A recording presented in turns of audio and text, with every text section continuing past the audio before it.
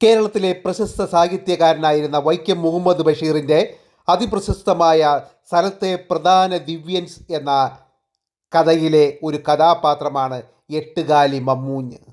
ആ എട്ടുകാലി മമ്മൂഞ്ഞുപുരെ പോലെ ആവുകയാണോ അമേരിക്കയുടെ പ്രസിഡന്റ് ഡൊണാൾഡ് ട്രംപ്?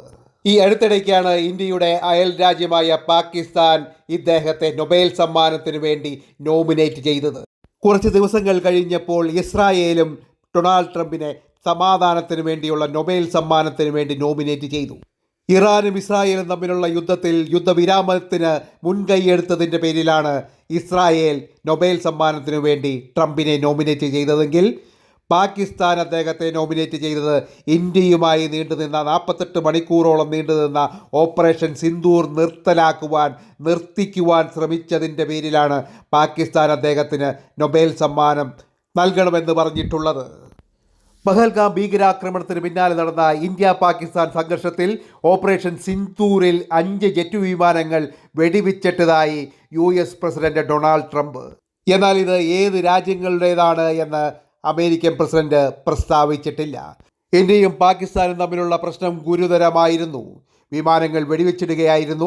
യഥാർത്ഥത്തിൽ 5 ജെറ്റുകളാണ് വെടിവെച്ചിട്ടത് എന്നാണ് അദ്ദേഹം പറയുന്നത്. രണ്ടും ആണവ രാജ്യങ്ങളാണ്. അവർ പരസ്പരം ഏറ്റുമുട്ടുകയായിരുന്നു. അതുകൊണ്ടാണ് ഞാൻ ഇടപെട്ട് ആ യുദ്ധം നിർത്തിയത് എന്നാണ് ട്രംപ് വീരവാദം മുഴക്കുന്നത്. ഇന്ത്യ പറയുന്നത് ഇന്ത്യ സ്വമേധയാ വെടി നിർത്തുകയായിരുന്നു എന്നാണ് ഇന്ത്യ പറഞ്ഞിട്ടുള്ളത്. ഇതിനിടയിൽ ഇന്ത്യയെ വെട്ടിലാക്കി റഫേൽ യുദ്ധവിമാനത്തിൻ്റെ മേധാവി ഇന്ത്യക്ക് ഒരു യുദ്ധവിമാനം നഷ്ടപ്പെട്ടിട്ടുണ്ട് എന്ന് പറഞ്ഞിരുന്നു. ഇന്ത്യയുടെ വ്യോമസേനാ മേധാവിയും ഇന്ത്യക്ക് യുദ്ധവിമാനം നഷ്ടപ്പെട്ടിട്ടുണ്ട് എന്നാണ് സിംഗപ്പൂർ വെച്ച് പറഞ്ഞിട്ടുള്ളത്.